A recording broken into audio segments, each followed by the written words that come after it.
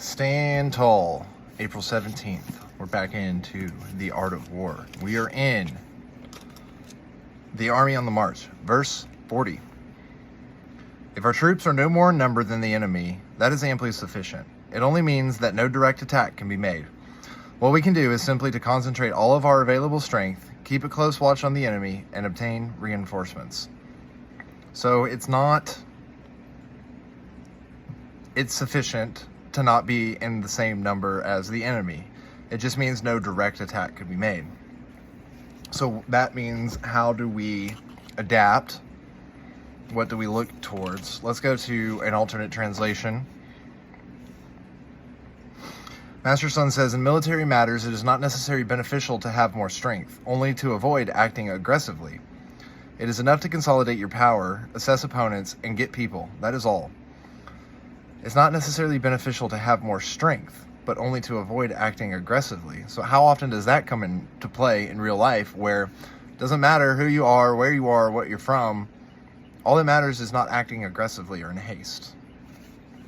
Chen Hao says, when your military power is not greater than that of the enemy, and there's no advantage to move on, it is not necessary to ask for troops from other countries. Just to consolidate your power and get people among the local workers, then you can still defeat the enemy. Jilin says, a large group striking a small group is not held in high esteem. What is held in high esteem is when a small group can strike a large group.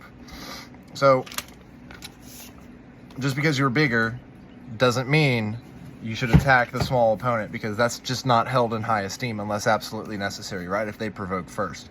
But here we're learning that if you are smaller in number, and you should know that, right? Because if you've done all the strategies in the art of war, you've collected as much data as you can.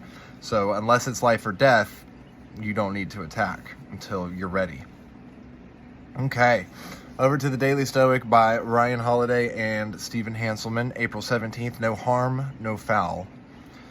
Do away with the opinion that I am harmed, and the harm is cast away too. Do away with being harmed, and harm disappears. Marcus Aurelius, Meditations 4.7.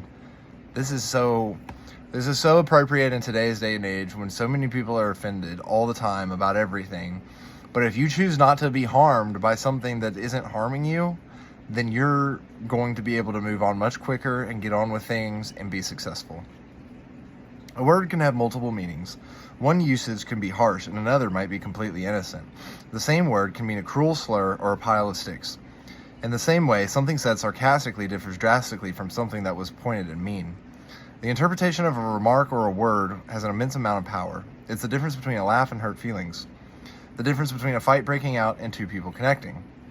I mean, how often have you, in your personal life, I mean, it's a trope, right? Like, it's a trope in a lot of comedy movies. You say something and it doesn't land. It's funny to you, it's not funny to the other person. And so that's what he means by between a fight breaking out and two people connecting. Because how you say something or how it lands is important. And so this is why it is so important to control the biases and lenses we bring into our interactions. When you hear or see something, which interpretation do you jump to? What is your default interpretation of someone else's intentions? If being hurt or upset is something you'd like to experience less often, then make sure your interpretations of others' words make that possible. Okay? Choose the right inference from someone's actions or from external events, and that's a lot more likely that you'll have the right response. So what this means is, just like Sun Tzu is saying, just because the enemy is greater in number doesn't mean you can't attack.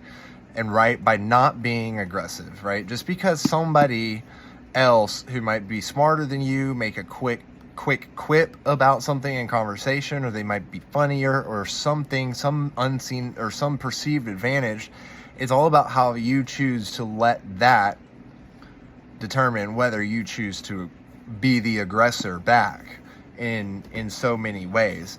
And so admitting that you are willingly choosing to not respond in kind means that you have taken the esteemed road, as Sun Tzu says.